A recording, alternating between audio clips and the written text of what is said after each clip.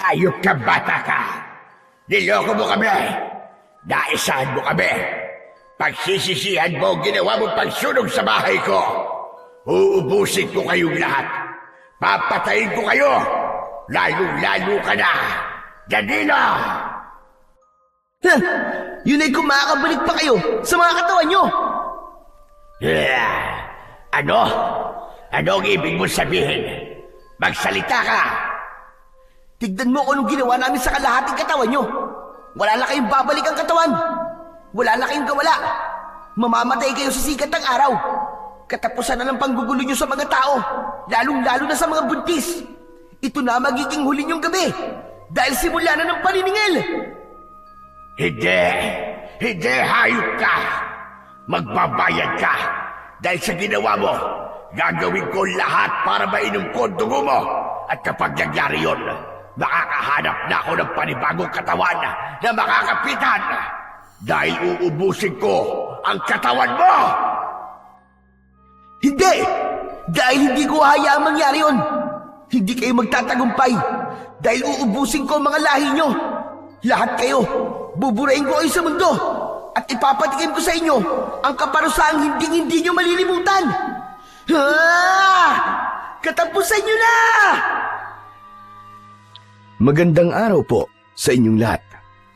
Narito na naman po tayo sa paglalahad ng isang kwentong kapupulutan ng aral at katatakutan.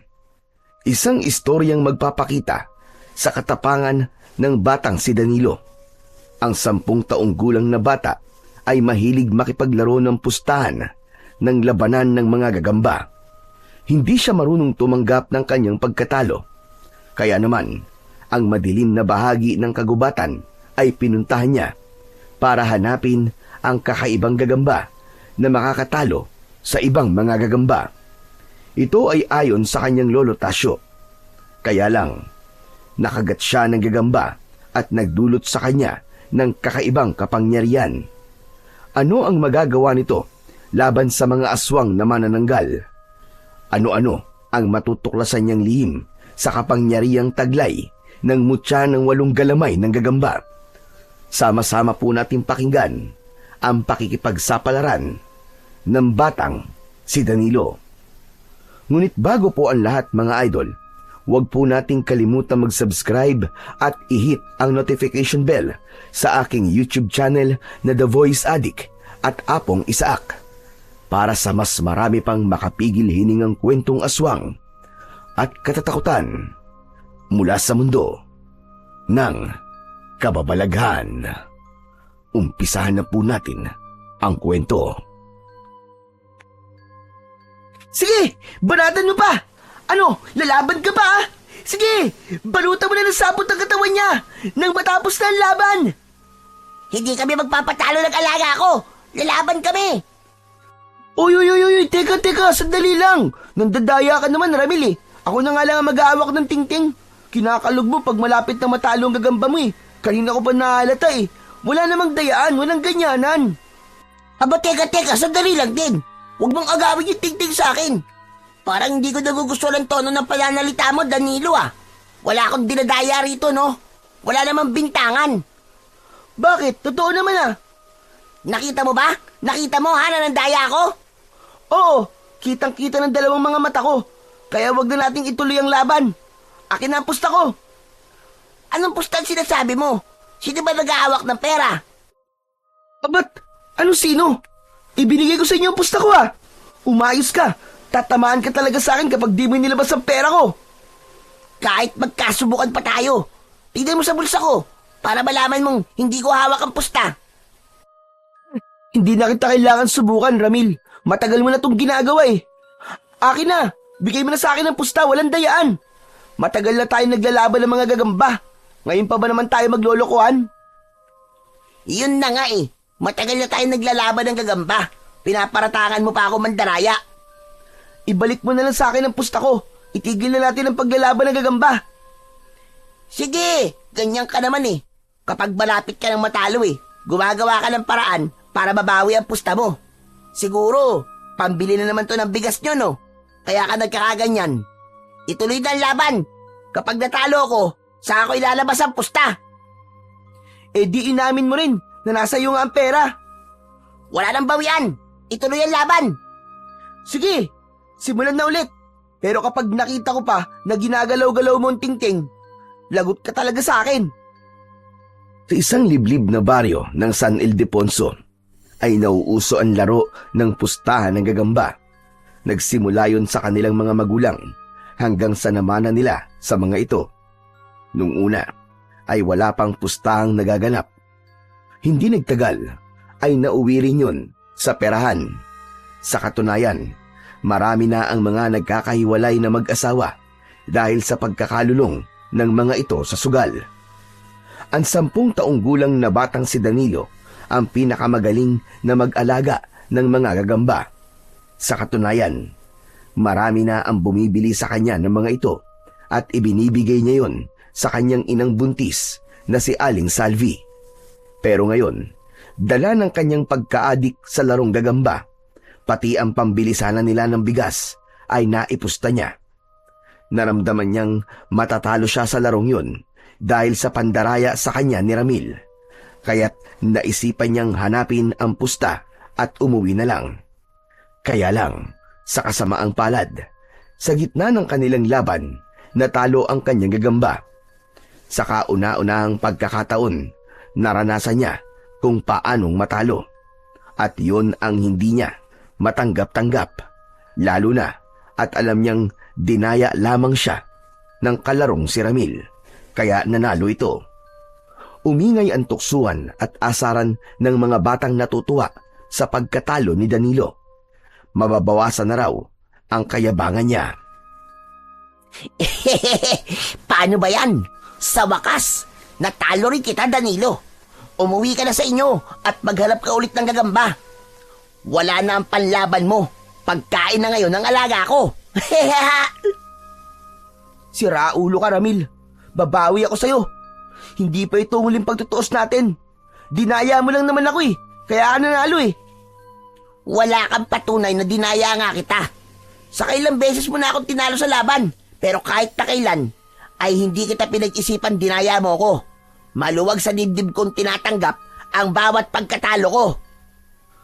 Talaga naman nakita kong pandaraya mo. Kaya ako nasabi ang mga yun. Sus, tanggapin mo na lang ang pagkatalo mo at maghanap ka na lang ng bago mong alaga na ipantatapat sa akin. Palibasa, masyado kang mayabang. Hindi ka marunong tumanggap ng pagkatalo. Marami tayong mga kasama rito. Sila magpapatunay na malinis ang laro at walang dayaang naganap. Ano sabi mo? Mayabang ako at hindi marunong tumanggap ng pagkatalo? Dinaya mo ako kaya nanalo ka. Yun ang totoo. Aminin mo na. Totoo naman ang sinasabi ko O ano? Bakit? Papalag ka ba? Aba, kung na nga, hindi kita atrasan. Ano? Suntukan na lang tayo? Baka mapahiya ka. Hindi kita uurungan kung talagang gusto mo ng laban. Nakataas ang mga kamay ni Danilo at nakatutok yun sa muka ng nakatingin na si Ramil, habang maririnig naman ang mga udyok ng ibang mga kabataang sabik na makita kung sino ang mananalo sa kanila. Tila isang pustahan na hindi na laban ng mga gagamba ang pinag-uusapan, kundi ang tunggalian na ng mga kabataan. Itinulak siya ni Ramil, kaya naman gumanti siya ng suntok sa muka ni Ramil. Bumagsak ito sa lupa at sinakyan naman niya yon sa tiyan. Inambahan niya ito ng suntok sa muka at yun ang eksenang nadatnan ng may 65 taong gulang na si Lolo Tasio. May dala itong pamalo na mula sa sanga ng bayabas. Malayo pa ang matanda ay nagpulasan na ang mga batang kasali nila sa pustahan. Kaya naman, napatayo ng tuwid si Danilo.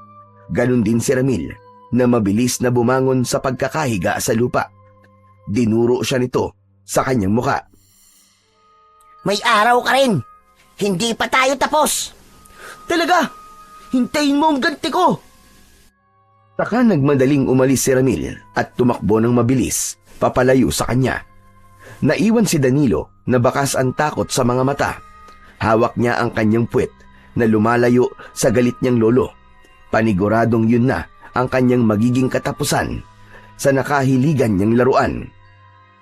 Muli na naman siyang makakatikim ng hagupit ng pamalo ng kanyang lolo. Halika ka rito! Halika rito, bata ka! Lumapit ka rito!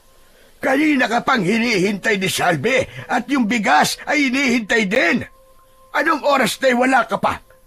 Nandito ka naman pala sa tambayan nyo at nakikipag-away ka pa.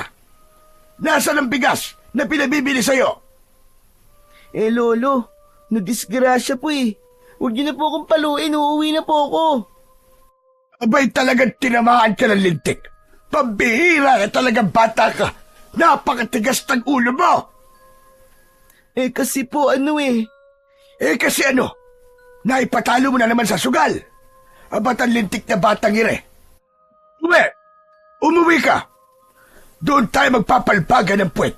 Talagang mapapalo na kita dahil sa katigasan ng ulo mo. Hindi na hinintay pa ni Danilo na malapitan pa siya ni Lolo Tasio. Mabilis siyang tumakbo papalayo sa matanda at tinahak ang daan pauwi sa kanilang bahay. Sinubukan niyang dumaan sa tindahan ni Aling Maria para umutang ng bigas. Subalit sinabi nitong hindi na ito magpapautang dahil malaki na raw ang utang ng kanyang ina sa tindahan nito.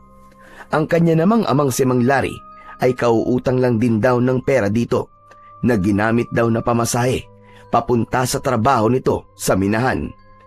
Dismayadong naglakad si Danilo at nagsisisi sa kanyang nagawa.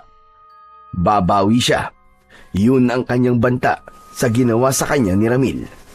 Muling napalingon si Danilo sa hulihan ng kanyang daan at nakita niya ang mahinang paglalakad ng matanda na hindi pa rin binibitiwan ang hawak nitong patpat.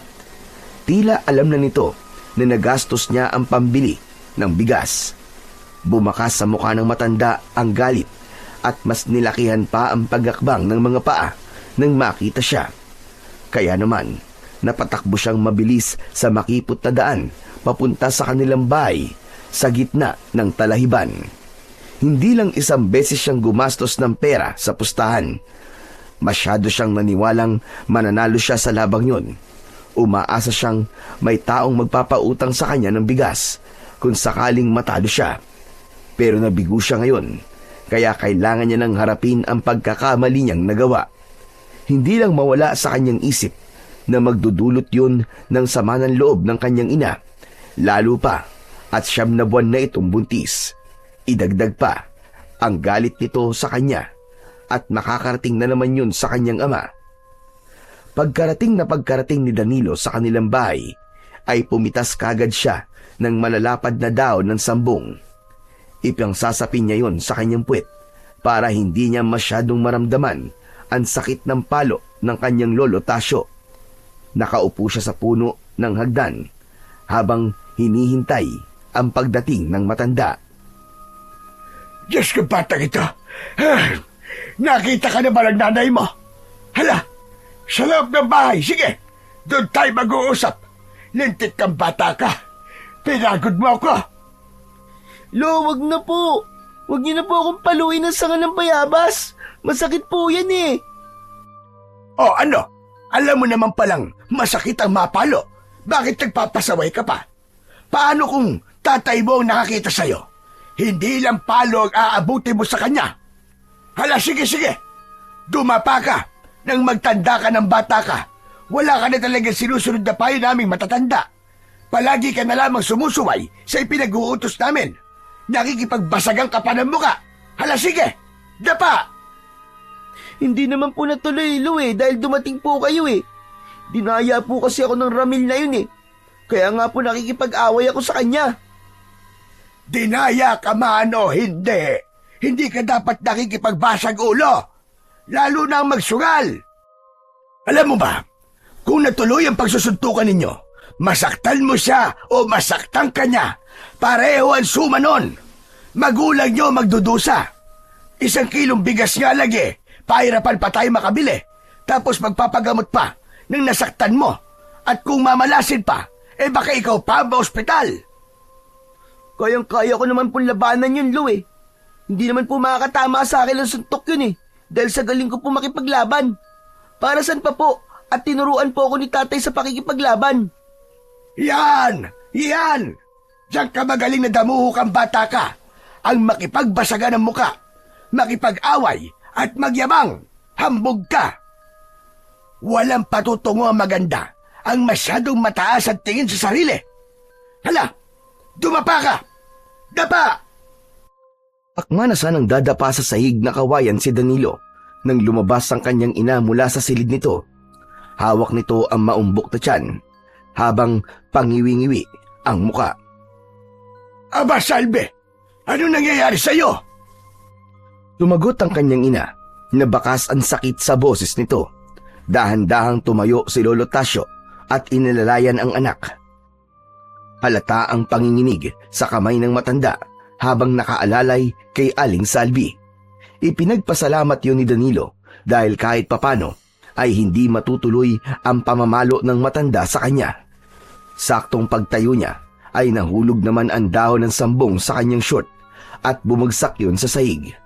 Napansin yun ng matanda at dahil sa galit, nakurot siya nito sa singit. Nako! Nako talaga ikaw na bata ka! Balak mo pa akong isanan eh! Magsasapin ka pa ng sambong sa puwet mo! Mamaya ka talaga sa akin! Humanda ka! Sa kabila ng sakit na nararamdaman ni Aling Salvi, ay nagawa pa rin itong tanungin ang matanda kung ano ang nagawa ni Danilo at kung bakit galit na galit ito sa anak.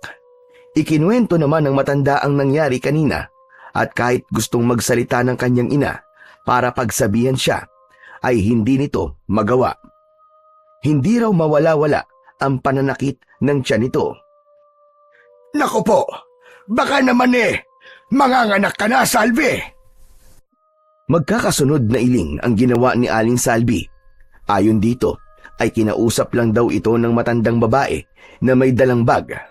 Nanggaling daw ang matandang babae sa malayong lugar at meron itong hinahanap na kaibigan. Hindi naman ito sinabi kung sino at kung ano ang pangalan ng kaibigan. Natuwa pa nga raw ang matanda sa tiyan ni Aling Salvi. Sandali lang! Natatandaan mo ba ang mukha niya? Kung hindi ako nagkakamali, nauusog ka, anak. Kailangan malagyan ng kalamansi ang tiyan mo. Danilo, ikuha mo yung ina ng kalamansi. Bilisan mo! Ha? Sige po, Lolo. Mabilis na tumakbo sa labas ng bahay si Danilo para pumitas ng ilang piraso ng bunga ng kalamansi sa harap ng bahay nila. Ang kalamansi ay gamot sa buntis na napapangamuyan ng mga hindi nakikilalang tao. Sa kanilang baryo ay laganap ang pamiminsala ng iba't ibang klaseng mga aswang na ang pangunahing pinupuntirya ay ang mga buntis na malapit ng mga anak. Mabangong mabango ang mga nanay na malapit ng mga anak sa mga elementong nagtatago sa dilim. Ilang minuto lang ang lumipas ay bumalik na siya sa loob ng bahay habang si Lolo Tasyo naman ay natatarantang naglagay ng baga sa bao. May nakahanda na itong palaspas, insenso't kamangyan na dati nang nakahanda magmula nang magsimulang magdalang tao ang kanyang ina. Panayang paypay nito sa usok na nasa loob ng bao habang nakakapit yon sa pagitan ng dalawang hita ng kanyang ina. Bilisan mo, Danilo! Hiwain mo na kagad ang kalamansi at ihahaplas ko yan sa tiyan ng iyong ina. Mabuti rin nakakasiguro tayo na hindi nga masamang nilalang ang matandang nakausap mo, Salvi.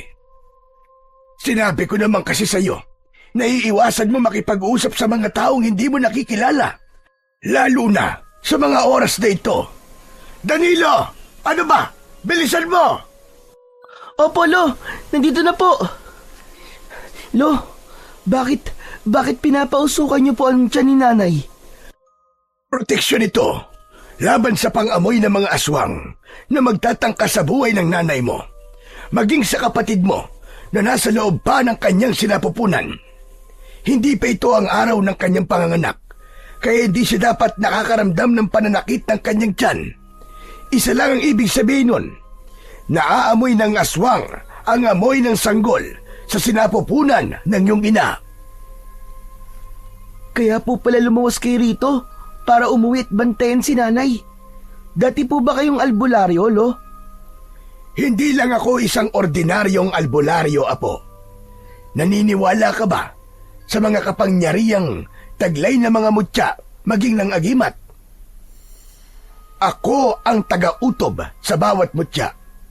Ang utob ay isang orasyon na pagbibigay ng bisa sa mutya o ng mga agimat.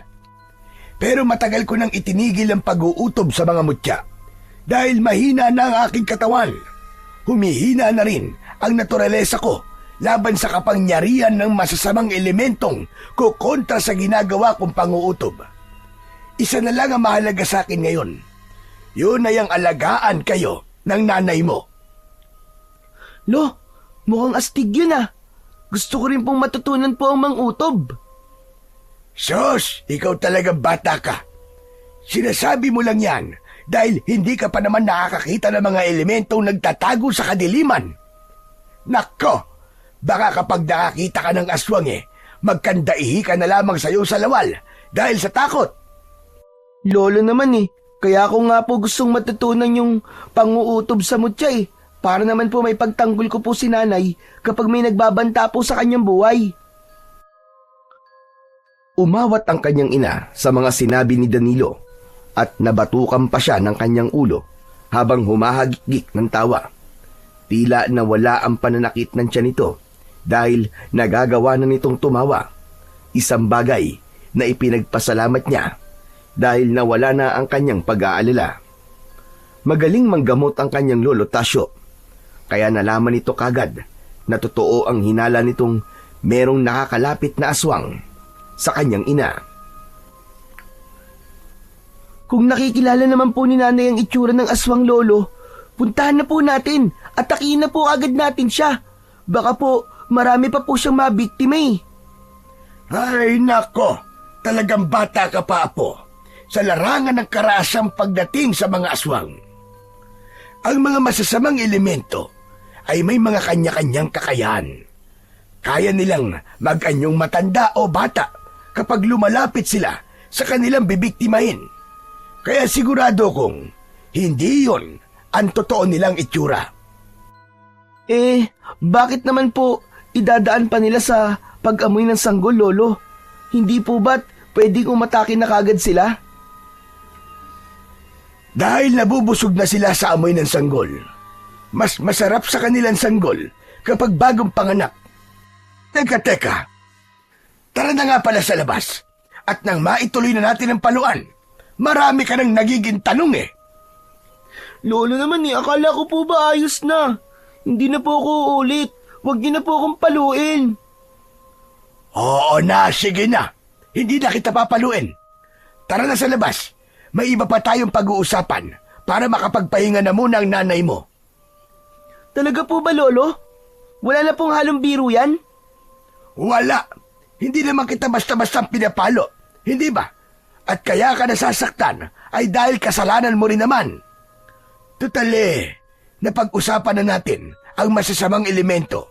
Ang mabuti pa ay pag-usapan na rin natin kung anong uri sila ng aswang at kung ano ang kahinaan nila para alam mo na rin ang gagawin mo kapag wala na ako sa tabi mo. Lolo naman huwag naman po kayo magsalita ng ganyan, lo. Inakbayan si Danilo ni Lolo Tasyo palabas ng kanilang bahay. Naiwan naman si Aling Salvi na nakangiti pa rin na nakatingin sa maglolo. Nang sumapit sila sa pinakabalkonahe ng kanilang bahay, ay naupo ang matanda sa mahabang bangko na gawa sa tabla ng kahoy, habang ang sahig ng balkonahe ay ang mismong lupa. Nakaharang ang kanilang pintuan sa malawak na talahiban na merong berdeng kulay.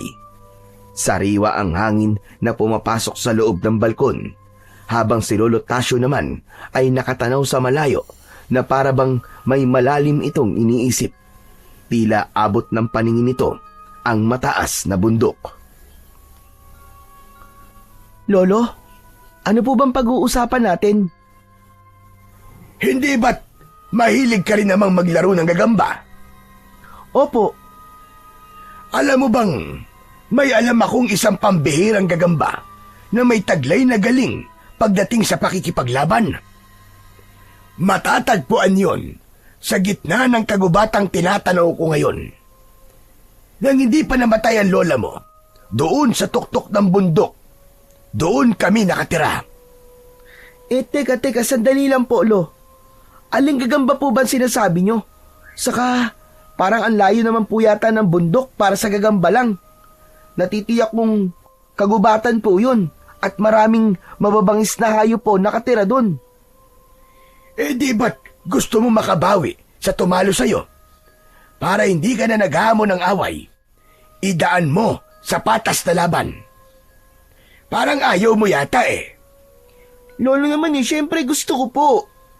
Kaso nga lang po ang layo po kasi na sinasabi niyong kinaroroonan ng gagamba na yun Hindi yun malayo, Apo. Malapit lang ang kinaroroonan ng tirahan ng mga gagamba na sinasabi ko. Matatagpuan yon sa daon ng puno ng akasya na merong nakalukot o nakatiklop na daon na ang kulay ay kahel. Yun ang palatandaan na may nakatirang gagamba roon. Sinasabi ko to sa'yo dahil bahagi ito ng panghuli mong pagsasanay sa pakikipaglaban. Pero parang ayoko po, Lo Di bali na lang po ako matalo kaysa ang sumugod po doon sa gubat na yan. Baka naman po hindi na ako makauwi ng buhay Napahalakhak ng tawa si Lolo Tasyo at ginulo ang buhok ng apo. Tumayo ito sa upuan at hinarap siyang mabuti habang nakatitig sa mukha niya. Sinasabi ko to sa'yo dahil apo kita. Mahal kita at gusto ko matutunan mo ang lahat hanggang sa paghuli ng gagamba. Alam mo bang ang gagambang sinasabi ko ay namimili ng batang pagpapakitaan ito? Kaya kung gusto mo magkaroon ng ganong klaseng gagamba, hanapin mo siya sa pusod ng kagubatan. Paghirapan mo ang bagay na gusto mong makuha. Pupunta ka ron na mag-isa at walang isasamang mga bata.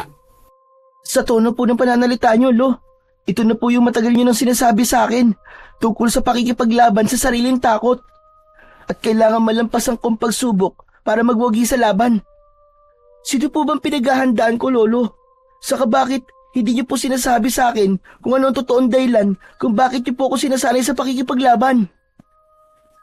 Dahil nga napapalibutan tayo ng mga aswang na manananggal, Apo. Ano naman po ang koneksyon ng gagamba sa kanila, Lo? Basta, malalaman mo rin yun, Apo. Ang gusto ko lang sa ngayon ay makabawi ka muna sa mga kalaro mo para maitayo ang bandera ng karangalan mo, Apo. Lolo naman dinadaan niyo naman po sa biro ang lahat Totoo lang ang sinasabi ko. Mag-iingat ka, Apo. Kailangan mo tong harapin na mag-isa. Naguguluhan man ay sumang-ayon na lamang si Danilo sa kanyang lolo. Yun din naman ang gusto niyang gawin, ang makabawi kay Ramil. Lo, ano po bang itsura ng gagamba na sinasabi niyo? Katamtaman lamang ang laki na merong batik na kulay itim sa likod. Noon ay madalas siyang ginagamit na panlaban sa mga pandayong laro sa larangan ng galing sa gagamba. Hanggang sa tuluyan ang nakalimutan ng mga tao ang tungkol dito at nanatili na lamang ang laro sa maliliit na baryo. Ano po ang batik, Lo?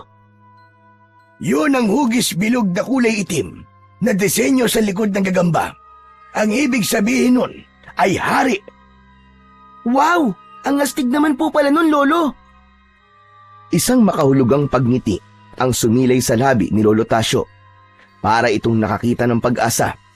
Isang pagkislap ng mga mata na hindi maunawaan ni Danilo kung para saan. Hanggang sa kinagabihan ay hindi siya dinalaw ng antok. Sabik na siyang umahon sa bundok para maghanap ng gagamba. Sinabi ng kanyang lolo na huwag yung ipapaalam sa kanyang ina para hindi na ito mag-alala. Basta ay hindi siya magpapaabot ng dilim sa gubat. Kaya naman kinabukasan ay nagpaalam lang siya sa kanyang ina na mangunguha lang ng panggatong sa bundok na madalas naman niyang ginagawa. Kaya naman naniwala si Aling Salvi at pumayag ito. Nakaabang na si Lolo Tasyo sa paglabas niya ng silid. Sinilip niya muna ang kanyang ama na natutulog katabi ang kanyang inang nagtitiklop ng damit. Sumenyas lang siya sa kanyang ina na aalis na. Pagkatapos ay hinarap naman niya si Lolo Tasyo na may dalang maliit na basket na gawa sa uway. Ang estilo nun ay katulad ng sa backpack. Nandito na ang lahat ng mga kakailanganin mo, Apo. Kapag hindi ka pa dumating sa oras na napag-usapan natin, susunduin kita. Kung sumama na lang po kayo sa akin, Lo, para mahanap ko po kagad ang gagamba na sinasabi nyo.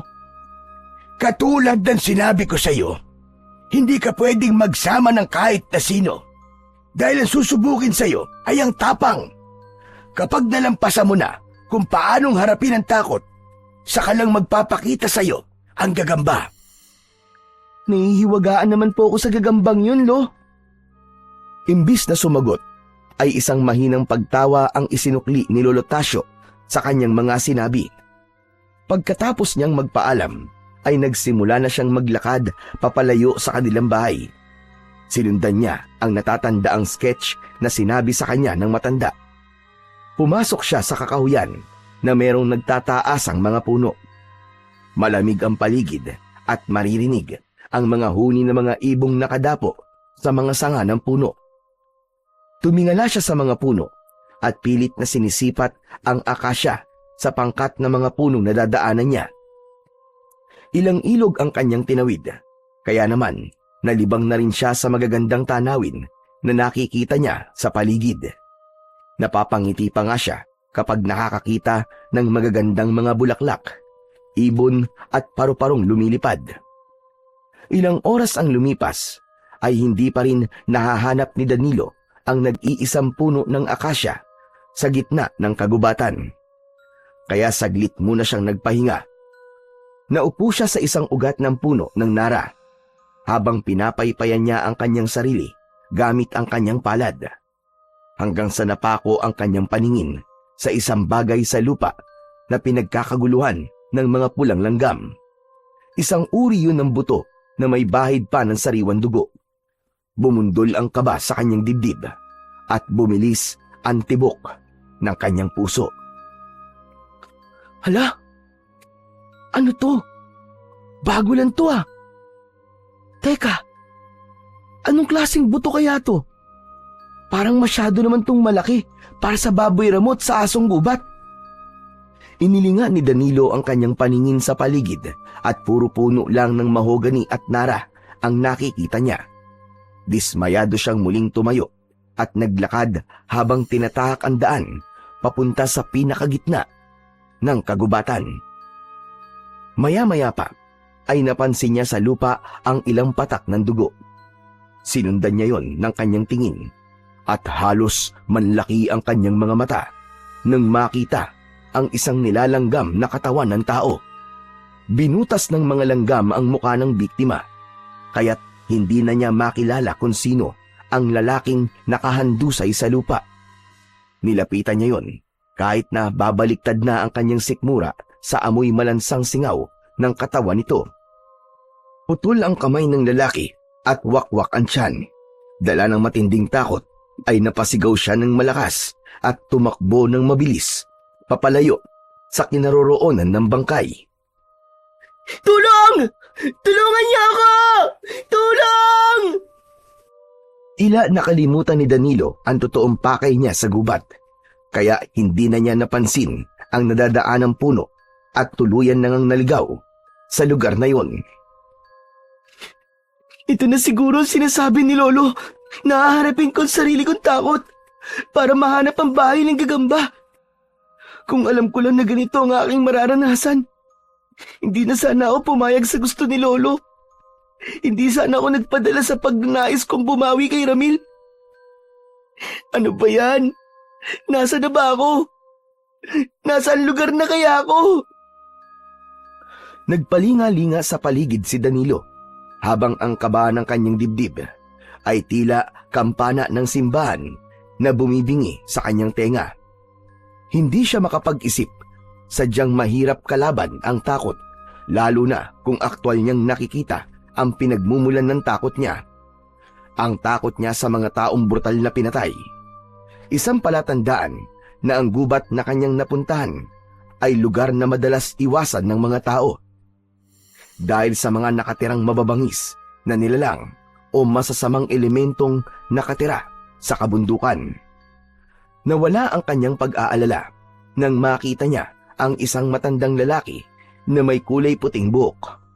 Sa makapal nitong buhok na balbas at bigote ay hindi na halos makita ang kabuuan ng itsura nito. May hawak itong tungkod, subalit hindi ito umiimik. Nakatingin lang ito sa kanya na parabang kanina pa siya nitong pinagmamasdan. Lolo, tulungan niyo po ako. Naliligaw po yata ako sa gubat na to eh. May tao pong pinatay sa bahaging yon, nakita ko po.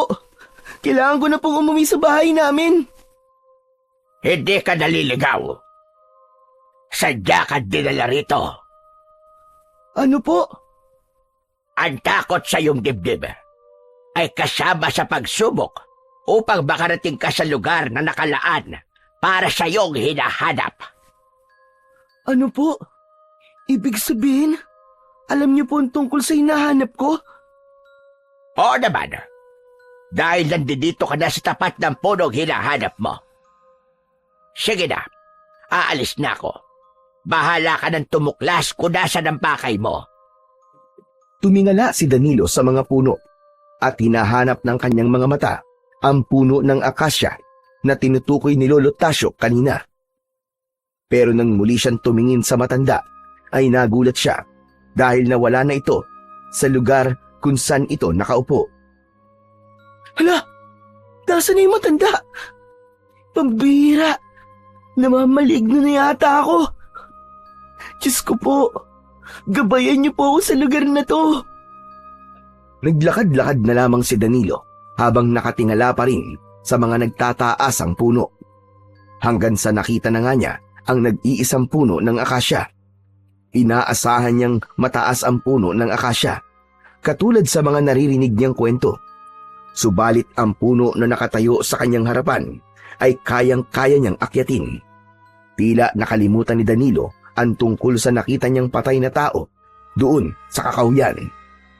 Nagsimula siyang umakyat sa puno hanggang makarating siya sa dulo ng sanga habang sinusuri ang mga dahon nito.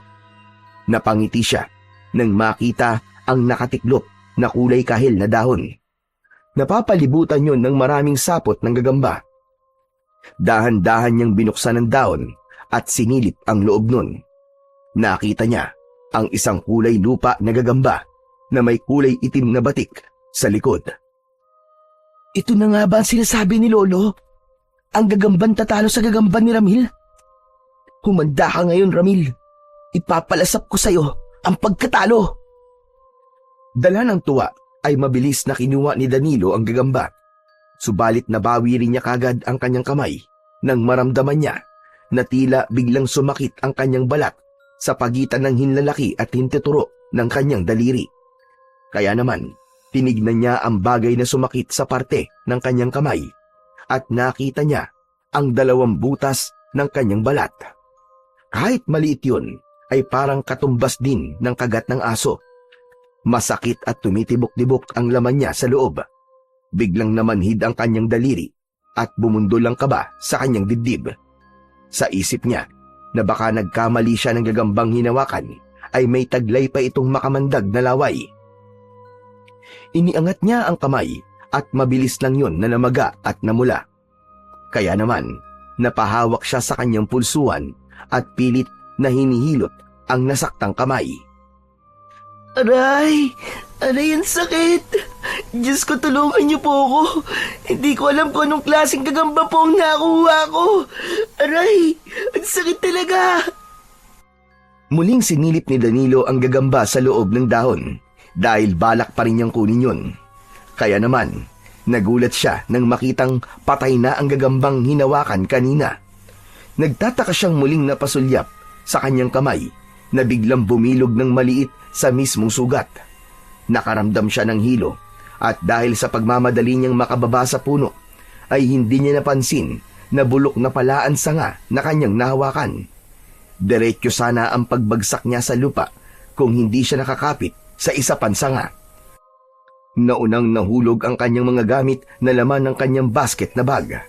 Bumagsak yun sa lupa at hindi niya kagad napansin na kakaiba ang uri ng pagkakapit niya sa sanga. Naramdaman din niya na parabang bumibigat ang kanyang mga mata. Kaya naman, dahil sa sakit na kanyang nararamdaman, ay kagad siyang bumagsak sa lupa at nawalan ng malay.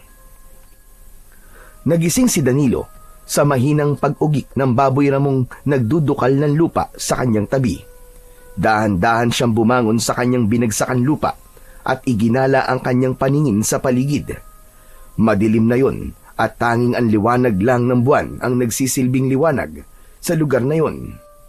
Nahawakan din niya ang sugat sa kanyang likod, sanhi ng kanyang pagkahulog. Kasunod naman ang kanyang kamay na nakagat ng gagamba. Tumayo si Danilo at sinipat ang daan kung saan siya pwedeng magsimulang maglakad papalabas ng kagubatang yon. Hanggang naramdaman niya ang malakas na pagaspas ng pakpak sa himpapawid. Tunog yun na parang napupunit na kumot. Kasunod ang huni na parang malaking ibon. Kaya naman, napatingala siya sa langit dahil nagkakagulo ang mga ibon sa puno. Ganun na lamang ang panlalaki ng kanyang mga mata nang makita ang isang nilalang na lumilipad sa harap ng bilog na buwan, kasama ang iba pang mga nilalang. Tila isang putol na katawan ng tao na tinubuan ng malapaniking pakpak. Sa ilalim, sa bahagi ng bewang ng mga ito, ay parang may nakalaylay na laman loob ng tao. Diyos ko po! Maninanggal! Isang manananggal ang mga nilalang na nakita kong lumilipad! Dahil sa kagustuhang makita ng malinaw ni Danilo ang mga nilalang na lumilipad sa himpapawid, nagmamadali siyang umakyat ng puno sa mas mataas pa na puno ng akasya.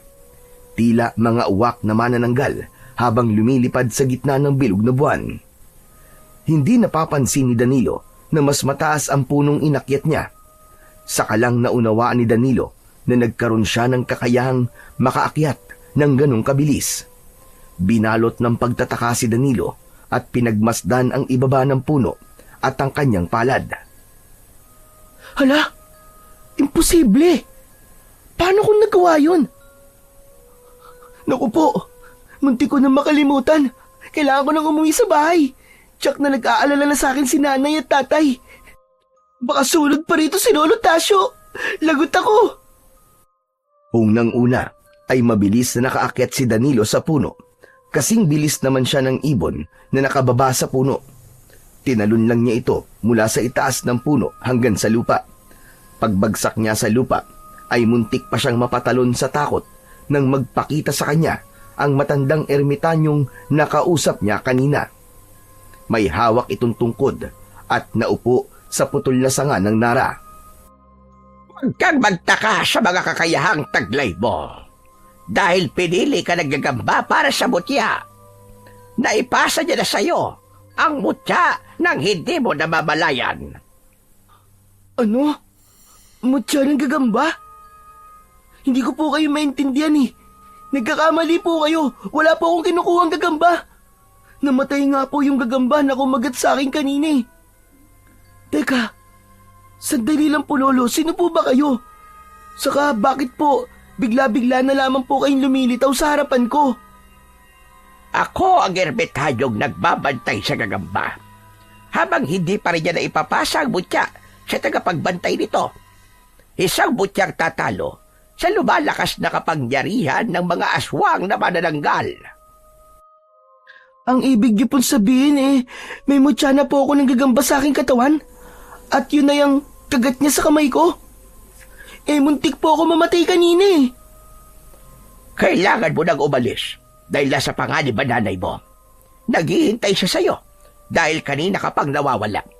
Baka maisipan niyang sumunod sa'yo para hanapin ka. Mapapahabak siya, natitiyak kong sa bahay ng iyong ina ang punta ng mga alagad ng aswang na yon. Teka po, hindi niyo pa po sinasagot ang tanong ko. May taglay ka ng mutya ng 8 galabay ng gagamba. At ang unang magiging misyon mo ay ang iligtas ang nanay mo. Sige na, hindi pa naman ito ang huli nating pagkikita. Bumundol ang kaba sa kanyang dibdib nang muli niyang maalala si Aling Salvi na nanay niya. pati na ang pangako niya kay Lolo Tasyo. Katulad ng nauna nilang pagkikita ng matandang ermitanyo, naglaho ito sa kakahuyan at naiwan siyang natitigilan habang nakatingin sa kanyang kamay na merong sugat. Ni hindi na nga niya naisip ang tungkol sa mga aswang na nakita niya kanina. Lumitaw ang malakas na liwanag sa kanyang mga mata at malinaw niyang nakikita ang daan. Bukod pa ron, kaya na rin niyang maglakad ng mabilis. Alam na rin niya kung saan-saan siya dumaan kanina. Lahat ng pagbabago sa kanyang kakayahan ay nagsimula nang makagat siya ng gagamba. Kaya alam na niyang may kapangyarihan talagang taglay ang mutyang nasa sugat niya. Ang hindi lang niya maintindihan sa kanyang Lolo Tasyo ay kung bakit kailangan itong maglihim sa kanya. Wala itong sinabi tungkol sa kakayahan ng gagambang ipinapahanap sa kanya. Bigla siyang nakaramdam ng sama ng loob para sa matanda dahil pakiramdam niya maraming itinatagong lihim sa kanya, si Lolo Tasyo. Nakahinga lang ng maluwag si Danilo nang matanaw na niya ang malawak na talahiban at sa gitna ay ang kanilang tahanan. Tama ang nakausap niyang ermitanyo. Naghihintay sa kanya ang kanyang mga magulang sa labas ng kanilang bahay. Kaya lang ay bigla siyang nakaramdam ng takot nang makita mula sa himpapawid ay pabulusok na lumilipad ang mga aswang. Tila gusto ng mga ito na dagitin ang kanyang ina dahil sa malakas na huni ng mga manananggal na patingala sa langit si Mang Larry at naiiwas na kagad nito ang asawang si Aling Salvi. Pasadsad na lumipad ang aswang. Kasabay ng pagsigaw ni Danilo ang pagtalo niya sa ere para salubungin ng aswang. Tinamaan niya ng suntok sa muka ang manananggal. Kaya naman, pasadsad itong bumagsak sa lupa. Tay! Pumasok po kayo sa loob ng bahay! Iligtas niyo po si nanay! Mabilis na pumasok ang mag-asawa sa loob ng bahay. Samantalang si Lolo Tasyo naman ay lumabas na rin mula sa kusina. May dala itong itak at maraming asin. Mabilis na nilapitan ng matanda ang nakahigang manananggal sa lupa.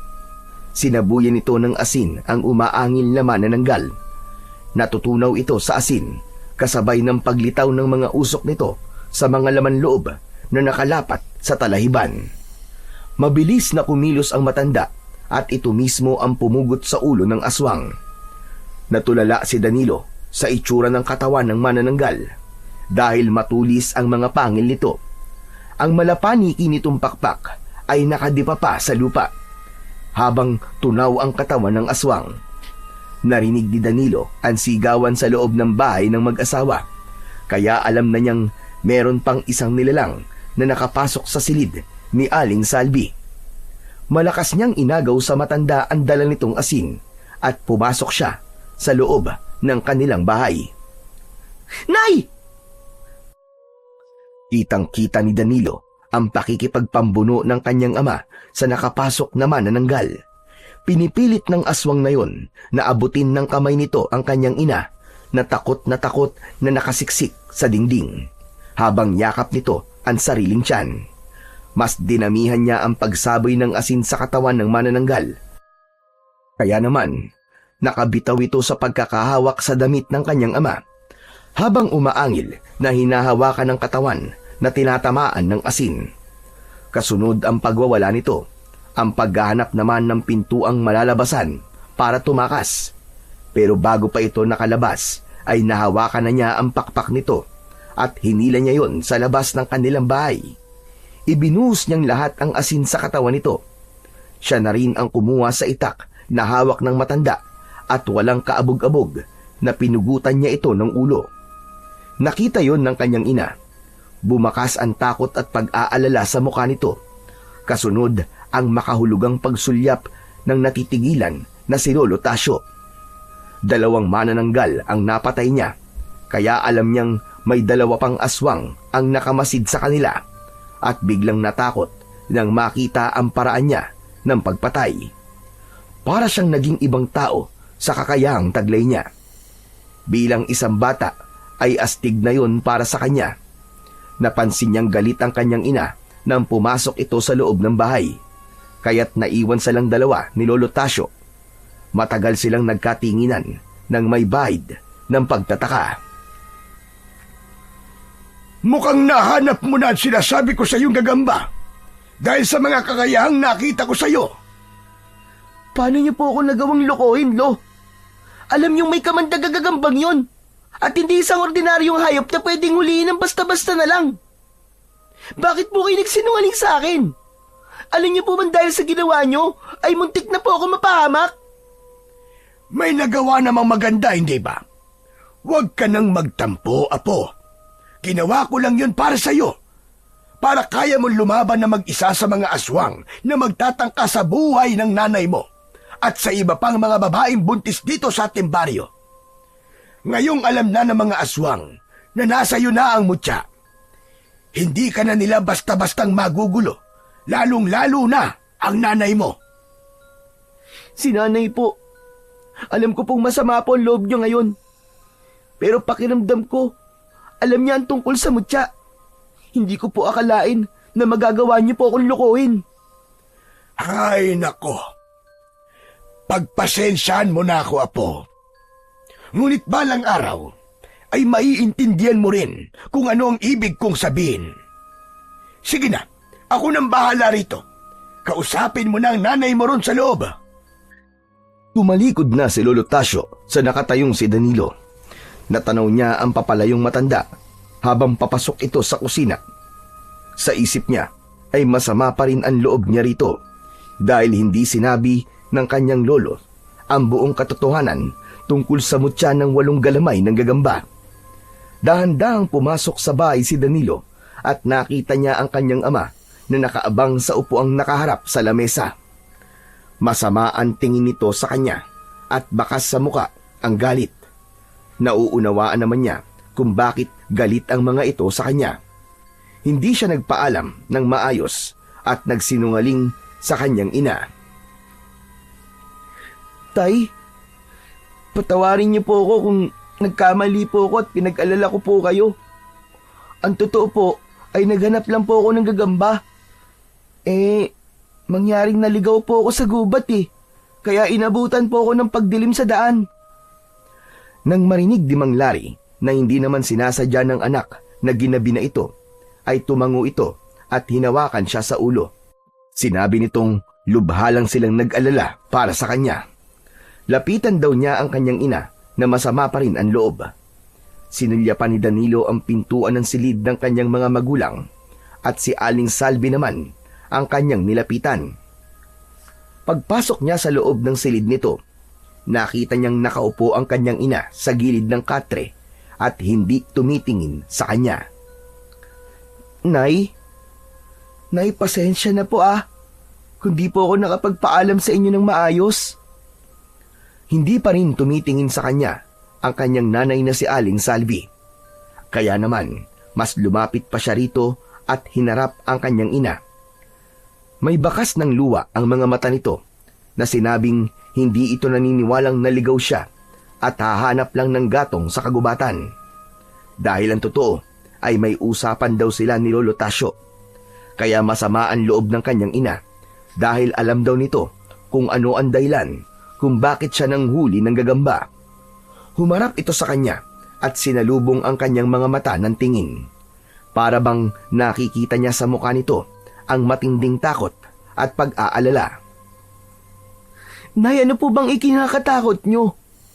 Nandito na po ako at ligtas at wala pong sugat sa katawan. Hinawakan ng kanyang ina ang kanyang kamay na may kagat ng gagamba at iniangat niya yon sa ere. Ipinakita yon sa kanya. Maya-maya pa ay pumasok sa loob ng silid nito si Lolo Tasyo. Sinabi ni Aling Salvi kay Danilo na alam nito ang tungkol sa maywagang sugat na yon at bakas sa mga mata nito ang galit na tumingin sa muka ni Lolo Tasyo. Nakatayo lang ito sa may pintuan at hindi makapagsalita. Sinabi rin ng kanyang ina na talaga bang hindi na raw magbabago ang kapalaran ni Danilo. Isang bagay na hindi naman maunawaan ni Danilo kung ano ang ibig sabihin ng mga ito. Galit na galit ang tono ng boses ng kanyang ina nang binitiwan nito ang kanyang kamay at nilapitan si Lolo Tasyo. Ang nakatakda ay nakatakda na. Hindi na magbabago kahit kailan. Patay na ang gagambang nagtanim sa kanya ng mutya. Hindi na niya yan mababawi sa kanya. Maliban na lamang kung buhay na niya ang kapalit. Dumadaloy na ang kapangyarihan sa kanyang dugo at magagamit niya yon para labanan ng mga aswang. Matagal na panahon na nating tinutugi sa mga aswang at ngayong nasa tamang edad na ang batang yan, tanggapin na lamang natin ang kanyang kapalaran. Lolo, Nay, sandali. Ano po bang pinag-uusapan nyo? Hindi ko po kayo maintindihan eh. Naguguluhan po ako sa inyo. Ikaw mismo ang pinili, Danilo, ng maiwagang gagamba. Isang alaga ng mga engkanto at pumipili ng mandirigmang mag-aalaga sa kanyang mutya. Ikaw ang matagal na niyang hinihintay para lumaban sa mga aswang na manananggal. Hindi napigilan ng kanyang ina ang hindi maiyak at bumalik sa higaan nito. Naupo ito sa gilid ng katre at isinubsob ang muka sa palad nito. Nay, wag na po kayong umiyak ko. Nandito na po eh. Nangyari na po ito. Ito po ba ang dahilan kung bakit po kayo nagsinungaling sa akin? Magsasalita pa sana si Danilo nang makarinig sila ng ingay sa labas ng kanilang bahay. Pati na ang pagliwanag ng kanilang paligid. Dahil yun sa mga sulo ng mga taong sumugod sa kanilang bahay, kasama ang mga tanod. Sa kabilang mga kamay ng mga ito ay may mga sibat, itak at may mga dala rin na mga asin na nakalagay sa kulay puting tupperware. Sa unahan ng mga kalalakian ay ang 3 babaeng umiiyak at kilala niya ang mga ito. Ang nasa gitna ay si Aling Tess at ina ni Ramil. Bakit kayo napasugod dito? Anong kailangan nyo? Sumagot si Aling Tess at itinuro nito si Danilo na nakatayo sa likod ng matanda. Sinabi ng nanay ni Ramil na ang kanilang mga anak ay nasa gubat pa. May nagsabi raw sa mga ito na isang matandang babae na maghanap daw ng gagamba sa kagubatan. Akala raw ng mga ito ay kasama si Danilo. Kaya naman, lalong napalakas ang hagulgol ng iyak ni Aling Tess nang makita si Danilo. Bumundol ang kaba sa dibdib ni Danilo nang maintindihan ang mga tingin sa kanya ni Lolo Tasyo. Sige po, sasama po ako sa inyo sa paghanap sa kanila, Aling Tess. Nasa panganib po ang anak nyo. Dahil kanina lang po ay may umatake po sa amin ng mga aswang na manananggal. Pati nga po ako gusto nila akong lapain eh. Hindi na sila namimili ng bibiktimahin. Kaya tara na po. Sasama ako, Apo. Baka mapahamak ka. Naramdaman ni Danilo ang paghawak ng malamig na palad ng kanyang ina sa kanyang braso at nang lingunin niya ito ay umiling-iling ito na wag daw siyang sumama dahil lubhang mapanganib. Si Mang Lari naman na tatay ni Danilo ay nagpasya na sumama na rin sa mga tanod. Kaya lang ay hindi ito pinayagan ni Lolo Tasyo dahil wala raw magbabantay kay Aling Salvi. Kaya sa huli, si Lolo Tasyo na at Danilo ang sumama sa mga tanod na magroronda. Maging ang mga magulang din ng mga batang nawawala ay sumama na rin. Habang naglalakad sila papasok sa kakahuyan, ay hindi maiwasan ni Danilo na hindi na magtanong kay Lolo Tasyo. Lolo, bakit po mga bata naman na kasing edad ko ang kinukuha nila? Hindi mo ba napapansin na nabanggit nila ang gagamba? Itinuro sa mga bata ang gagambang una mo nang nahanap. Dahil hanggang ngayon, hinahanap pa rin nila ang batang nakatakda para sa mutya ng 8 galamay ng gagamba. Ano? Bakit po? Bakit po nila hinahanap? Simple lang. Para patayin. Inumin ang dugo ng batang tinaniman ng mutya. Dahil ang dugo mo ang magbibigay sa kanila ng kapangyarihang tumagal sa sikat ng haring araw. Isa pa, magagawa na rin nilang makalipad ng malayo nang hindi nila kakailanganin pang magpalipat-lipat ng tirahan. Ganun po ba kalakas ang kapangyarihan ng dugo ko, Lolo? Oh, ganun talaga kalakas. At sa mga oras na ito, malamang ay biyag na ng mga aswang ang mga bata para subuking maghanap ng gagamba o gawin nilang pangreserbang pagkain. Kaya kailangan nating mahanap ang tira ng mga aswang sa lalong madaling panahon. Habang nag-uusap ay nagsigawan ang mga tao nang bigla silang sugurin ng maraming manananggal. Tila pinipigilan silang pumasok sa pinakapusod ng kagubatan. Merong ilang lalaki ang nadagit at nadala sa impapawid. Ang iba naman na itinaas pa lang sa ere ay nakakalaban na kagad, kaya naman nabibitiwan ito at bumabagsak naman sa lupa. Wala pa ring ligtas dahil muling binabalikan ng mga manananggal ang nabibitiwang biktima. Ang maliwanag na sikat ng buwan ay nagmistulang kadiliman nang dumami ang mga aswang na lumilipad sa impapawid. Mistulang piyesta na nakahain ang mga putahing matagal nang hindi natitikman.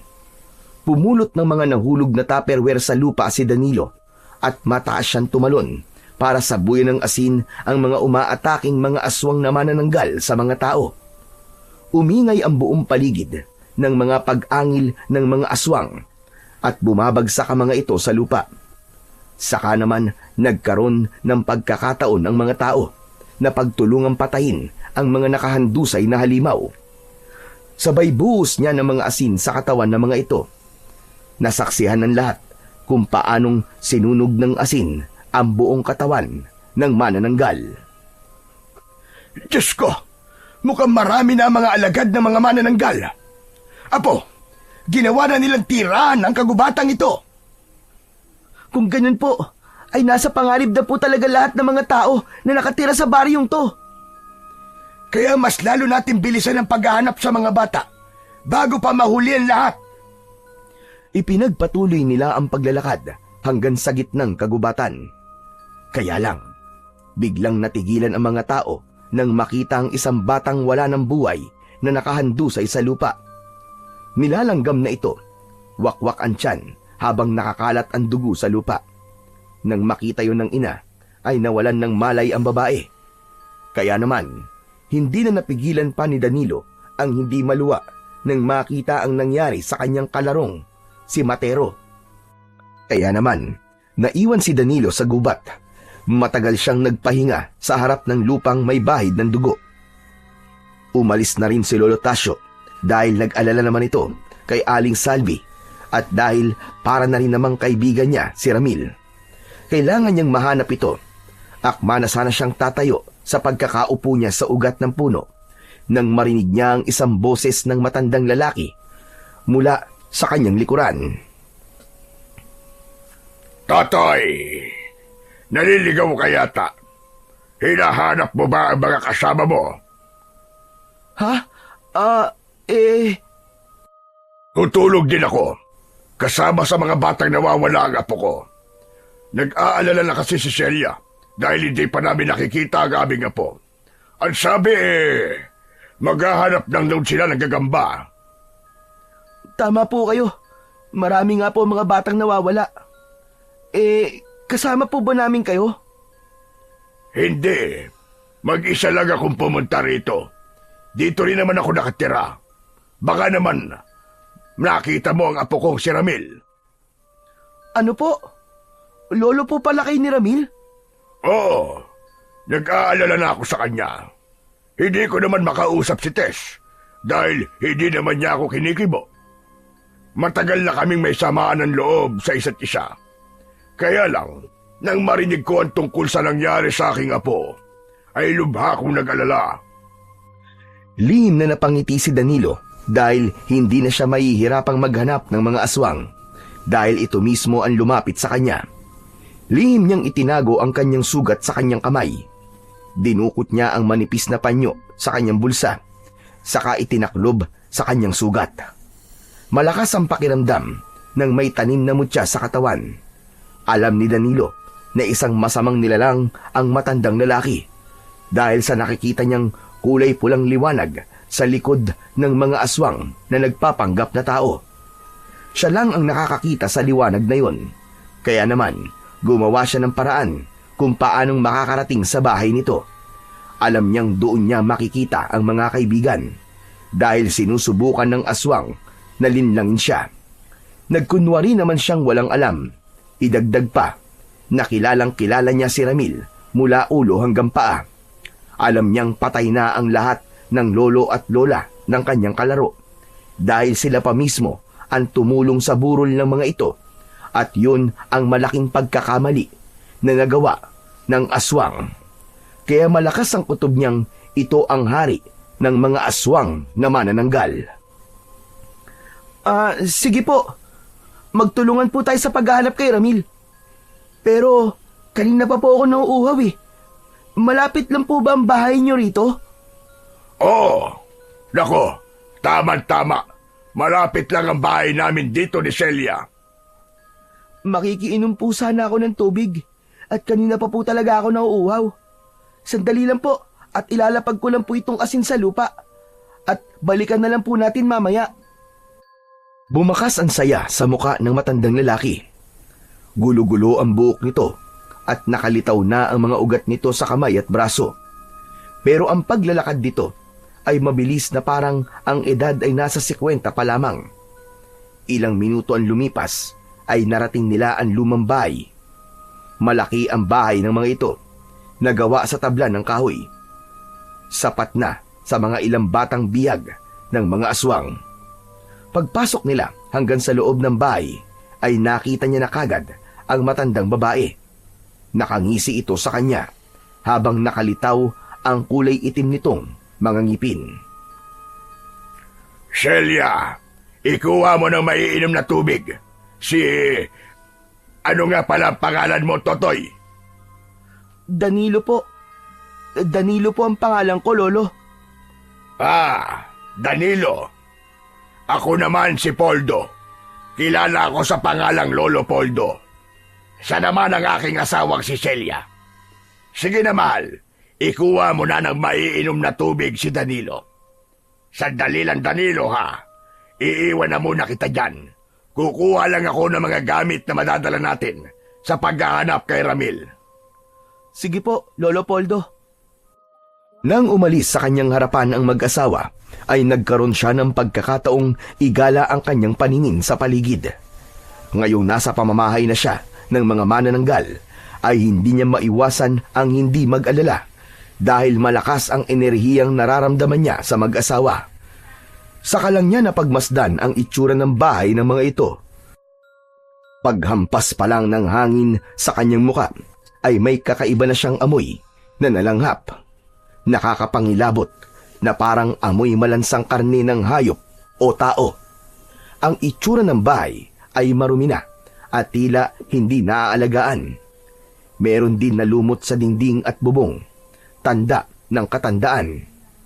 Pagtingala naman niya sa bubong na gawa sa dahon ng anaw, ay may mga butas na yun. Ganon din ang dingding, tila handa ng gumuho. Bukod pa ron, ay mabigat din ang kanyang nararamdamang enerhiya sa bahay. Kasunod ang ingay na parang boses ng mga batang umuungol. Naisip niya na ang kinatitirikan ng bahay ng mag-asawa ay napapalibutan ng mga naglalakiyang puno ng mga nara at mahogani. May malalagong dahon na tumataklob sa buong kabayan na bihirang pasukin ng liwanag. Tila walang buhay, pero may nararamdaman siyang presensya ng kanyang mga kaibigan. Isa lang yun sa mga kakayahang tinataglay ni Danilo, ang maramdaman ang bawat presensya ng paligid. Maging ang lakas ng kanyang pandinig, kaya malakas niyang naririnig ang usapan ng mag-asawa. Sige na, bilisan mo na. Ilagay mo na yan. Mukhang siya na talaga ang batang matagal na nating hinahanap. Napatitig si Danilo sa kusina. Nararamdaman niyang may inilalagay na pampatulog sa basong may laman ng tubig ang mag-asawa. Kailangan niyang makaisip ng paraan kung paano niya malilinlang ang mag-asawa nang hindi nakakahalata ang mga ito. Naisip niya ang kanyang maliit na panyo na nasa kanyang kamay. Kasya yun sa kanyang bibig at hindi gaanong bubukol sa kanyang pisngi. Iinom lang siya ng konting tubig para hindi yun pumasok sa kanyang lalamunan. dahil mapipigil ito ng panyo na nasa loob ng kanyang bibig. Hindi nagtagal ay naisagawa na ni Danilo ang kanyang plano. Ang matandang babae pa ang nagbigay sa kanya ng baso. Kaya naman, natitigan niya ng malapitan ang itsura ng matandang babae. Tumutugma ang matanda sa itsura ng matandang babae sa kwento ng kanyang ina. Ito ang aswang na unang nakausap ni Aling Salvi nang sumakit ang tiyan nito. Sige na, abutin mo na ang baso sa kamay ni Celia. Uminom ka na, Danilo, at aalis na tayo. Kailangan nating magmadali.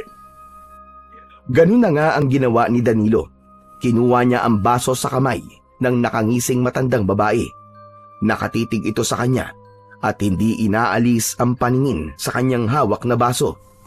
Nagkunwari siyang maraming nainom, kaya nang ilapag niya ang baso sa kaharap niyang lamesa, ay nagkunwari siyang natabig niya ito para hindi mahalatang hindi siya totoong uminom. Sabay hawak niya sa kanyang ulo at nagkunwaring bumagsak sa upuan para mawalan ng malay.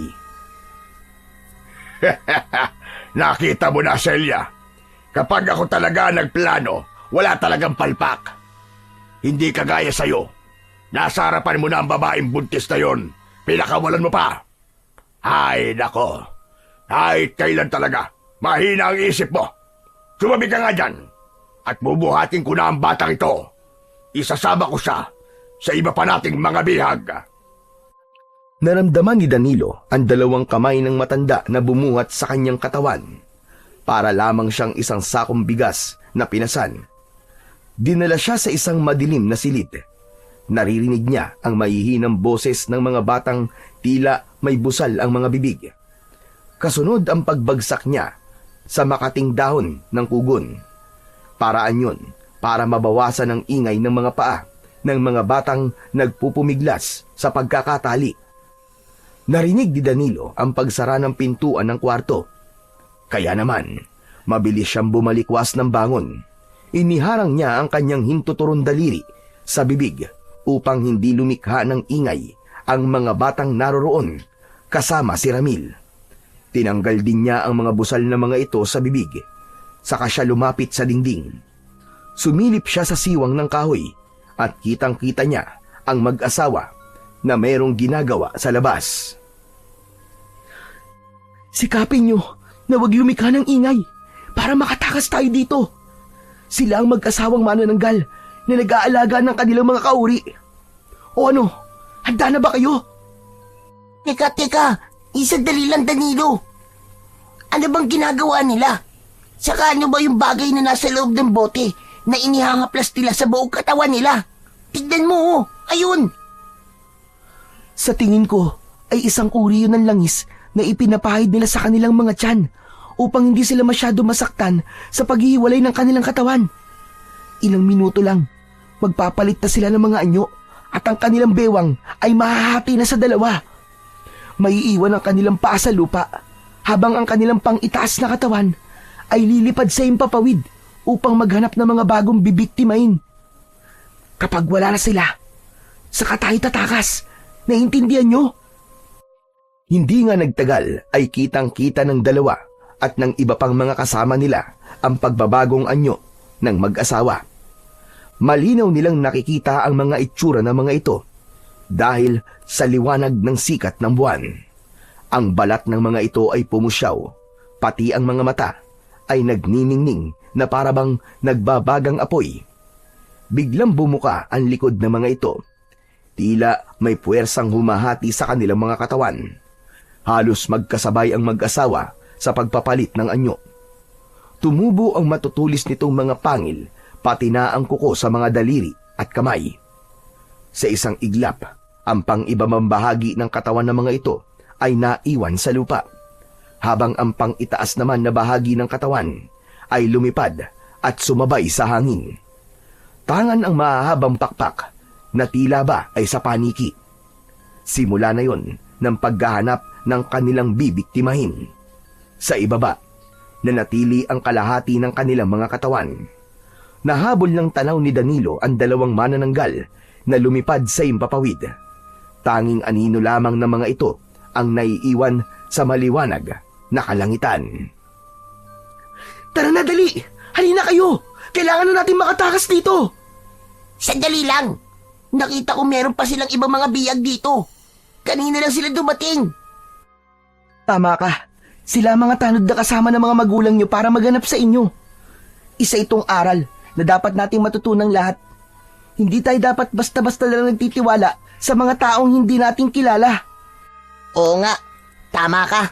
Kanina lang namin naisip na ang pag-iigpit sa atin ng ating mga magulang ay para din pala sa atin. Pero ang mahalaga ngayon ay natutunan na natin yon. Tara na, buksan na natin ang kabilang silid. Mabilis na nilapitan nila ang silid na katabi ng kwarto nila. At dahil gawa lang sa marupok na tabla ng kahoy yun, nasira ng mga bata ang pinto. Tumambad sa kanilang paningin ang mga nakagapos na 3 lalaki. Sila ang mga tanod na dinagit kanina. Nalaman nilang nag-iipon ang mga aswang ng kanilang pagkain para sa gaganaping piyesta ng mga manananggal at ang gagamiting inumin ay ang dugo ni Danilo. Nailigtas nila ang mga lalaki at magkakasama silang lumabas ng bahay. Sinunog nila ang bahay ng aswang upang magtawag yun ng atensyon sa mga tanod na nasa ibaba ng bundok. Samantalang ang kalahati naman ng katawan ng mag-asawa ay binantayan ng 3 mga lalaki. Binalikan ni Danilo ang iniwang tupperware na puno ng asin. Mabilis siyang nakabalik dahil sa kanyang bilis sa pagtakbo. Tumayo siya sa tapat ng 2 bewang na may kumukulong lamang loob ng aswang. Siya mismo ang naglagay noon sa kalahating katawan ng mga aswang. Unti-unting ibinuhos niya ang asin sa nakatiwangwang na pang-ibang bahagi ng mag-asawang manananggal. Lumapat ang unang butil ng asin sa balat nito. Sabay-sabay pa silang napalingon sa paligid nang marinig nila ang nakakatakot na pagsigaw mula sa impapawid. Maging ang paglagablab naman ng malakas na apoy sa natutupok na bahay na nagpabingi sa katahimikan ng gabi. Muling sinulyapan ni Danilo ang kalahating katawan ng manananggal. Tuluyan niya nang ibinuhos ang mga asin, kasabay ng paglika ng maputing usok mula sa katawan nito. Ang balat ng nilalang ay nagmistulang kumapal. Tila lumabas ang mga kulay abong ugat na bumabalot sa laman. Ang katawan na dati isang normal na tao ay unti-unting nagkaroon ng pilas at punit. Parang nasira ng asin ang kakayahan ng manananggal na muli itong mabuo. Sa himpapawid, isang malakas na hiyaw ang pumunit sa katahimikan ng gabi. Ang bahaging lumilipad ay nakaramdam ng matinding sakit.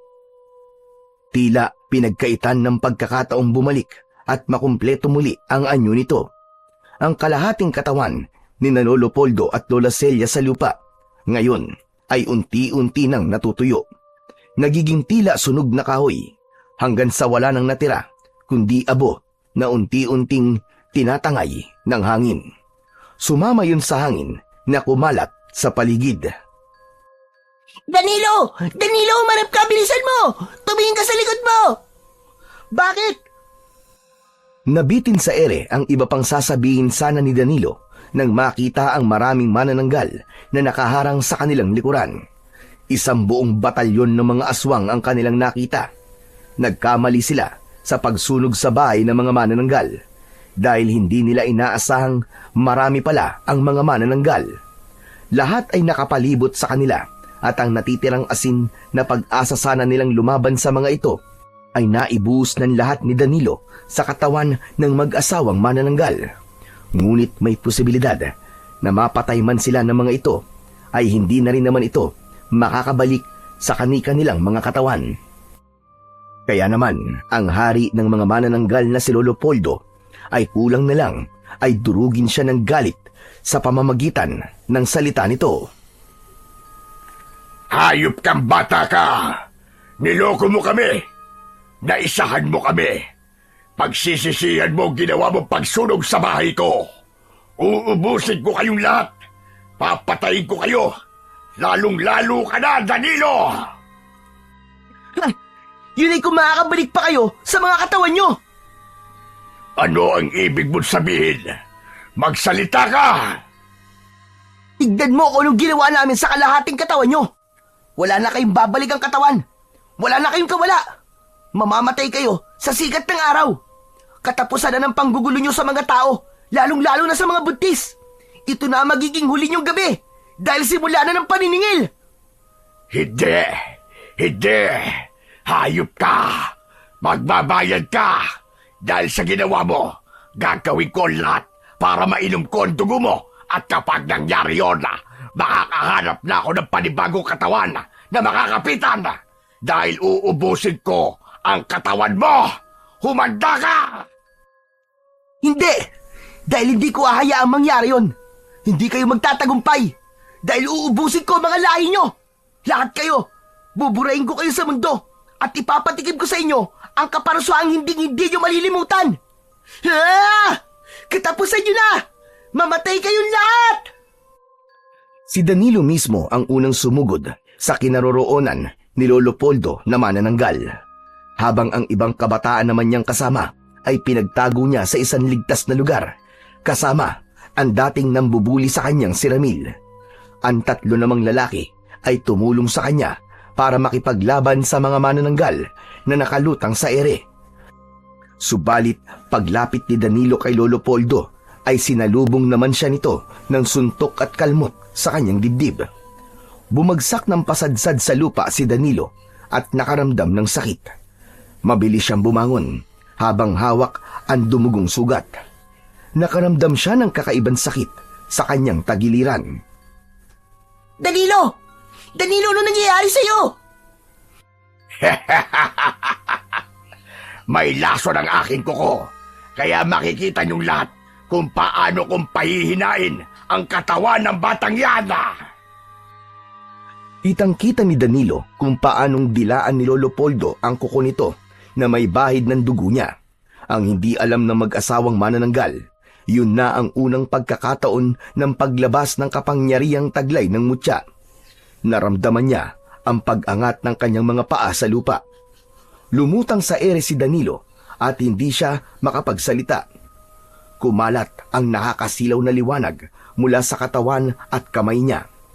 Kasabay ng paglabas nun, ang 8 galamay sa kanyang tagiliran na tila galamay ng gagamba. Sa dulo ng bawat galamay ay meron tig-iisang talim na kasing tulis naman ng dulo ng espada. Saka siya bumaba sa lupa. Parang nilanggam na pinagtulungan ng mga aswang ang nag-iisang si Danilo. Si Lolo Poldo na hindi makapaniwala ay hindi nakasugod.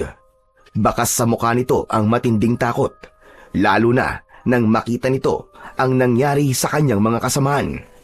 Bawat lumapit kay Danilo na mga manananggal ay tag-iisang saksak din sa katawan ang tinatamo ng mga ito. Kasunod ang paglagablab ng apoy sa katawan ng mga ito, nasusunog na parabang mga papel. Hindi ito totoo. Atras! Mga kasama, umatras kayo! Mamamatay tayong lahat! Siya talaga ang batang itinakda na lilipod sa ating mga lahi! Tumakas na kayo! Ngunit huli na para sa pagmamadali ng mga aswang para lumipad sa impapawid dahil nasaksak na ang mga ito ng mga galamay ni Danilo. Lampasan ang dulo ng talim ng galamay niya sa katawan ng mga manananggal. Ang ilan pa nga ay sa harap pa mismo ni Lolo Poldo at ng asawa nito. Ipinakita ni Danilo kung paano niyang pinatay ang mga alagad nito. Lalaban kami! Hindi kami makakapayag na ubusin mo, Danilo! Mamamatay na rin naman kami! Isasama na lamang kita sa hukay! Kasabay ng asawa nito ay umatake ang mga ito sa kanya. Tinamaan siya ng mga kalmot sa kanyang dibdib, subalit nakita niyang naghihilom kagad yun. Naputulan din siya ng galamay, pero nakita niyang tumubo ulit ang kanyang naputol na galamay. Lahat ng mga nakasaksi sa kapangyarihan ni Danilo ay nanood na lamang kung paano niyang pinabagsak ang mga kalaban. Sa harap ng mga ito ay napatay niya ang mag-asawa. Itinarak niya ang kanyang mga galamay sa katawan ng mga ito na tila tumutusok lang siya ng katawan ng saging. Kasabay ang mga iba pa nitong mga alagad na nagtatangka sanang tumakas. Hanggang sa dumating na ang taong bayan, kasama ng mga tanod, si Lolo Tasyo. Inatake ng mga ito ang mga aswang. Hinila si Danilo ni Ramil papunta sa likod ng puno. Mabuti na lang at nakapagpalit na kagad ng anyo si Danilo at hindi na nga ito nakita pa ng mga taong bayan sa ganong itsura. Dahil yun sa tulong ni Ramil. Ramil, maraming salamat sa iyo, ha? Walang anuman. Mananatiling lihim ang tungkol sa'yo. Walang makakaalam sa mga nangyari ngayong gabi. Sinabihan ko na rin ang mga kasama natin. Tara na, labanan na natin ang mga natitirang manananggal. Salamat. Salamat, kaibigan. Danilo apo, bilisan mo. Salubungin mo ang iba pang mga aswang bago pa sila makalipad. Heto ang itak. Gamitin mo. Saka itong banal na asin na merong utob ko. Hindi ka maaaring magpakita ng totoo mong itsura. Marami na mga tao rito. Hindi lahat ay matatanggap ka kahit ikaw pa nagligtas sa mga anak nila. Tama si Lolo Tasyo, Danilo. Kaya wag mo munang gamitin ang galamay mo. Kasama mo kami, napapatay sa mga natitirang aswang. Tara na! Tila naging isang malapelikula ang eksena ng pakikipaglaban nila sa mga manananggal na handaring mamatay para sa buhay ng mga ito. Sinalubong ni Danilo ang manananggal na pasugod sa kanya. Isang mataas na pagtalon ang kanyang ginawa. Isang malakas din na hataw ng itak ang tumama sa pakpak ng manananggal. Dahilan upang ito'y bumagsak ng pasadsad sa lupa. Napuno ng sigawan at kalabog ang paligid. Pinilit ng ibang manananggal na tumakas, ngunit isa pang malakas na tagpas ng itak sa katawan ng mga ito ang tuluyang nagpabagsak sa mga aswang.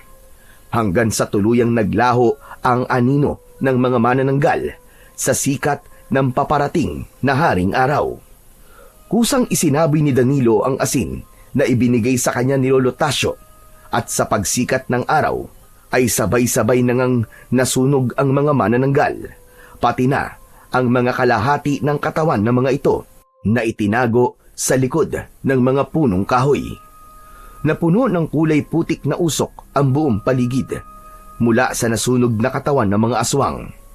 Humihingal ang mga taong nakipaglaban sa mga ito at nagtagpo sa gitna, habang ang mga anak at mga magulang ng mga biyag ay nagyakapan. Napuno ng iyakan at tawanan dahil sa tuwa na napatay na nila lahat ng mga manananggal. Nakalaya na po tayong lahat sa mga kampo ng kadiliman. Ang kabutihan pa rin ang naghari sa buong sanlibutan. Hoy, teka naman, Ramil. Para ka naman tatakbong kandidato dyan sa mga sinasabi mo, eh. Ikaw naman eh. Parira ka naman ng araw eh. Abay, kasama mo kami sa tagumpay, di ba? Hehehe. Lumapit sa kanya si Lolo Tasyo at niyakap siya ng maigpit, habang ang kanya namang ama at ina ay kasama rin pala ng mga taong nandoon para tulungan siya. O paano? Aalis na muna ako. Manguhuli pa ako ng gagambe. Kasi balita ko, may isang bata dyan na gustong makabawi sa akin. Sira talaga ang ulo mo, Ramil. Kahit na kailan, ay hindi na ako manguhuli ng gagamba, no? May buhay din sila na dapat ingatan at pangalagaan. Nang dahil sa kanilang kauri, nailigtas ko ang buong baryo natin. Kaya simula ngayon, tatanggap na rin ako ng pagkatalo. Ikaw naman, biro lang naman ang sinabi ko eh. Pero, totoo naman yon. Tsaka, siyempre, nagpapasalamat ako. Kami na mga kalaro natin sa pagkakaligtas mo sa amin, Danilo. Simula ngayon, kasama mo na kami sa pangangalaga ng mga gagamba at ng mga hayop sa gubat. Hay nako! Salamat naman at naliwanagan din kayo. At marami kayong aral na natutunan sa mga nangyari sa inyo.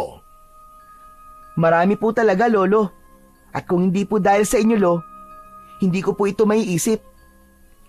Magkakasabay na napatingin ang mga tao sa malakas na sigaw ni Aling Salvi, pati na ang natatarantang si Mang Larry na hindi maintindihan ang gagawin, lalo na nang makita nito ang pag-agos ng tubig sa hita ng asawa. Lahat ay nataranta at nagtulong-tulong sa pagbuwat sa kanyang ina. Ang iba naman, imbis na matakot ay natatawa pa dahil parang si Mang Larry na ang aatakihin sa puso. Danilo, tol, manganganak na si Aling Salvi. Magiging kuya ka na. Binabati ka naming lahat. Dapat pala may konting salo-salo tayo na mga bago magkakaibigan para naman ipagdiwang natin ang bago nating samahan. Sus, puro ka naman gastos eh. Tapos, itatago mo ulit ang pera natin. Hala, ano yun? Parang pustahan uli. Sige na, umuwi na kayo. Sumama na kayo sa mga magulang nyo. Sabay na kami ni Lolo Tasyo. Okay, sige. Mag-iingat kayo ah. Salamat ulit. Walang anuman. Sige, salamat din sa inyo. Nagsialisan na ang mga tao hanggang sa naiwan na lamang ay sina Danilo at Lolo Tasyo. Nakangiting nakatingin si Lolo Tasyo sa mukha niya na para bang may hindi pa ito sinasabi sa kanya. Panay din ang tingin nito na napapangiti kapag tumitingin sa kanya. Teka Lo, ano po bang klaseng ngiti yan? Umuwi na nga po tayo. Kailangan pa ni nanay ng tulong natin. Saka si tatay, parang mawawala na po ng malay kanina eh. Samahan po natin siya, Lo. Sandali lang, sandali. May hindi pa ako sinasabi sa iyo, Apo. Ang gusto ko sana malaman mo na ang lahat-lahat ng tungkol sa akin. Isang lihim na matagal ko nang itinatago sa iyo. Lihim?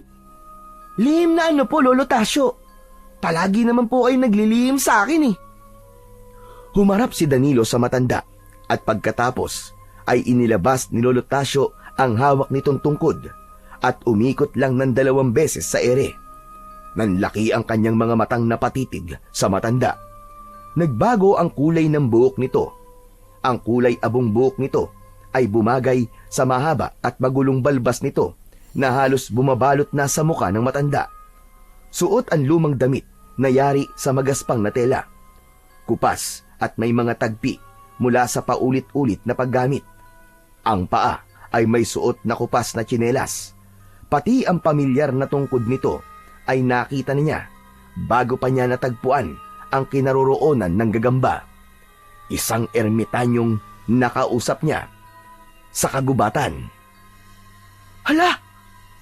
Lolo Tasyo! Kayo po ba yan? Teka, kayo po ang ermitanyong nakausap ko sa gubat kaninang umaga. Pero paanong? Oh, ako nga ang ermitanyong nakausap mo. Binabago ko lamang ang aking boses. Dahil hindi ako isang ordinaryong tao.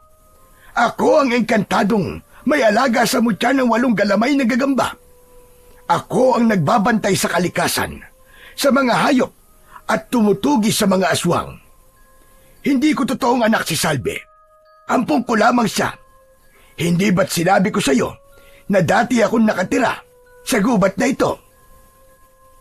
Pero, paano pong nangyari yun? Bakit po kayo nagsinungaling sa akin? Kaya nga ipinagtatapat ko na sa iyo kung sino ako, Apo. Pakinggan mo ang boses ko. Ako ang erbetanyong iyong nakausap doon sa kagubatan. O ano? Naniniwala ka na ba? Binabago ko lamang ang aking boses.